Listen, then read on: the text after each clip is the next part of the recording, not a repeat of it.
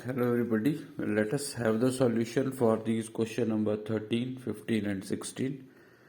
Through this video lecture, you can have the solution of question number 13 first, exercise 6.3.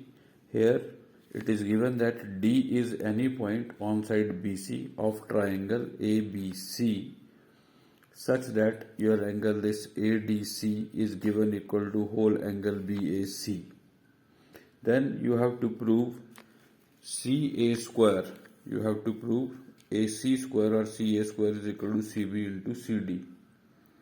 So what you do is draw the figure according to the given condition. Write whatever is given to you. Angle ADC is equal to angle BAC, and whatever you need to prove. D is a point on BC and such that angle ADC is equal to angle BAC. This is all given to you.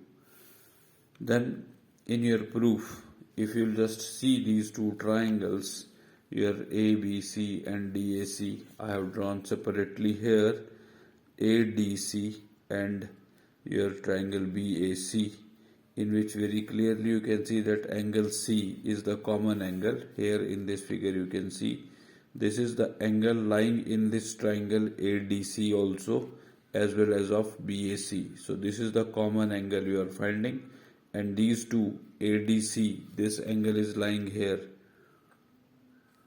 ADC, this is the angle lying here ADC is given equal to angle BA, this is the angle BAC. So this angle is equal to this angle, and this is the common angle given here.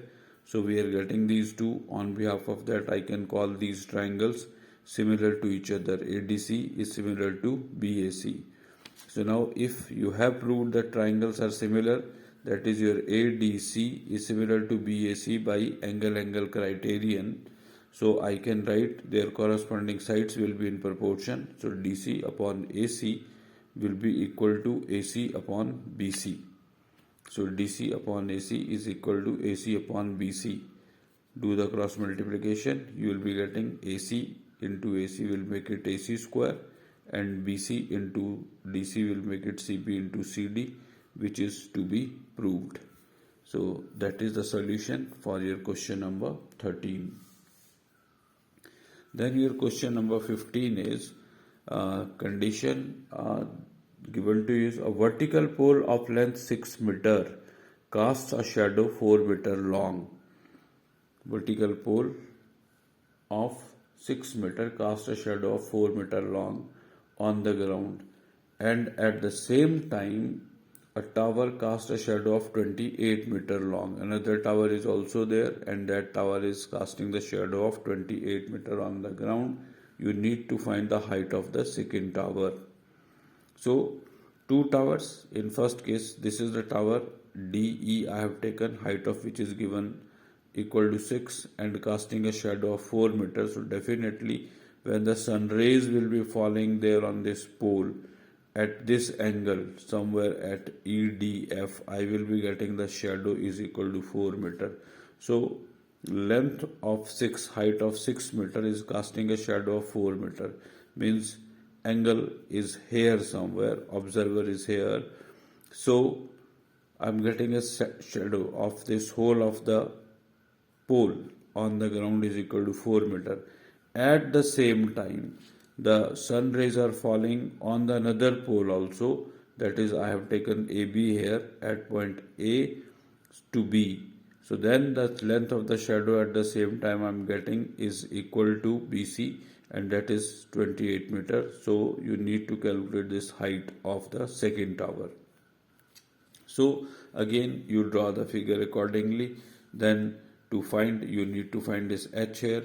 Now in these two triangles ABC and DEF, you are very clear with this key angle B will be equal to angle E, as the poles are vertical and always standing at an angle of 90 degree with respect to the ground. So do that part, and angle A now will be equal to angle D. What is the reason? So angle made by the sun at the same time. So sun rays falling from the sun on the earth at the same time definitely will be at the same degrees on both these points, that is of A and D. These are the tops of both the poles and the rays are coming at the same time. You need to underline that in your question. So at the same time angles will be equal at A and D. So please make a note of that. On behalf of that, I can just say that these two triangles are again similar by angle criterion. So then these corresponding sides, h upon 6 you can write is equal to 28 upon 4. Do the needful calculations and will take you to the answer, that is 42 meter is the height of the second tower. So you can just mention that answer, height of the second pole is equal to 42 meter. Then your question number 16, again, if AD and PM are medians of triangle ABC and PQR respectively, where this triangle ABC is given similar to triangle PQR, you need to prove AB upon PQ is equal to AD upon PM. So again, you need to write the information whatever is given to you. AD, PM are the medians and triangle ABC is given similar to triangle PQR. You need to prove AB upon PQ is equal to AD upon PM. So do it. Triangle ABC and triangle PQR are the two triangles which are similar to each other given. Okay. Then AD and PM are the medians. So in triangle ABC and PQR, in triangles ABC and PQR, if you see triangle ABC when is given similar to PQR, I can consider this angle B is equal to angle Q that I have mentioned here, and their corresponding sides AB upon PQ will be equal to BC upon QR. So that I have written angle B is equal to angle Q and whole of this AB upon PQ is equal to BC upon QR. Why? Because these are the similar triangles. So I have used the SAS criterion to write the similarity of triangle ABC with respect to triangle PQR, which is given to me.